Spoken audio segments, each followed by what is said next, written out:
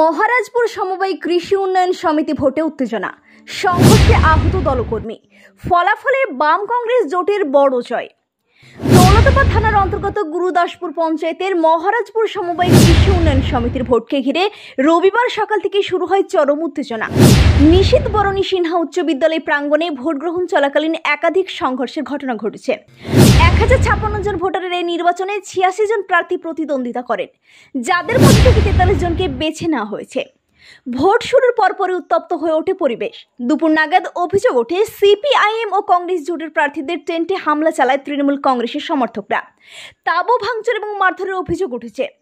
সংঘর্ষে গুরুতর আহত হন প্রদীপ বিশ্বাস নামে এক প্রার্থী, যিনি বর্তমানে চিকিৎসাধীন অবস্থায় রয়েছেন। এই ঘটনায় তীব্র প্রতিক্রিয়া জানান প্রাক্তন বিধায়ক কংগ্রেস নেতা মনোজ কুমার চক্রবর্তী। তিনি বলেন, সকাল থেকে বহিরাগতদের মদতে ভোটারদের বাধা দেওয়া হচ্ছে। প্রশাসনের একাংশ নীরব দর্শকের ভূমিকা নিয়েছে। সিপিআইএম নেত্রী জয়ন্তী দাস বলেন, তৃণমূল কংগ্রেসের হাতে মারধর করেও আমাদের দমন করা যাবে না, গণতন্ত্র রক্ষার লড়াই চলবে। অন্যদিকে তৃণমূল কংগ্রেস এই অভিযোগ অস্বীকার করে বলেন, এই অভিযোগ সম্পূর্ণ মিথ্যে ও সাজানো। ভোট শান্তিপূর্ণভাবে চলছে, জনগণই সিদ্ধান্ত নেবে। পুলিশ সূত্রে জানা গেছে, পরিস্থিতি নিয়ন্ত্রণে অতিরিক্ত বাহিনী মোতায়েন করা হয়েছে। সংঘর্ষের ঘটনায় 10 জনকে আটক করা হয়েছে। বর্তমানে ভোট শান্তিপূর্ণভাবে চলছে বলে জানিয়েছেন প্রশাসন। ভোটের ফলাফল, বাম কংগ্রেস জোট 39টি আসন, তৃণমূল কংগ্রেস 4টি আসন। এই ফলাফলের মাধ্যমে মহারাজপুরে পরিষ্কার বার্তা দিলেন সাধারণ মানুষ। দীর্ঘদিনের অসন্তোষ, অবহেলা ও দমন পীড়নের বিরুদ্ধে এবার কৃষকেরা রায় দিলেন পরিবর্তনের পক্ষে। গণতান্ত্রিক পদ্ধতিতে রায় দিয়ে তারা প্রমাণ করলেন দমন নয়, সংগঠনী শক্তি। এই ফল শুধু একটি নির্বাচনের নয়, এটি জনসাধারণের জয়, কৃষকের জয়, গণতন্ত্রের জয়। চলুন বিস্তারিত দেখে নিই। না কোনো রকম কিছু হয়নি। ভেতর খুব শান্তি শৃঙ্খলায় ভোট, এরকম ভোট দেখা যায় না। মুজাম্মেল শেখ। হ্যাঁ, শান্তশিষ্টভাবে হচ্ছে।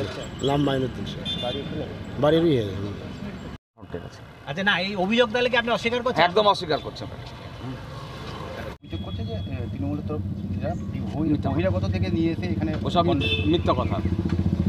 মানুষকে ভোট দিতে দেবে না, কিন্তু মানুষ এবং এখানকার নেতৃত্ব সকলে মিলে রুখে দিয়েছে এবং এখানে জয় জয়কার হচ্ছে। মানুষের জয় হয়েছে।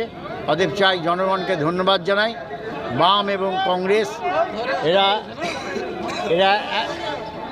জোট করে লড়াই করে আজকে মানুষের এই সমবায় সমিতি দখল করেছে।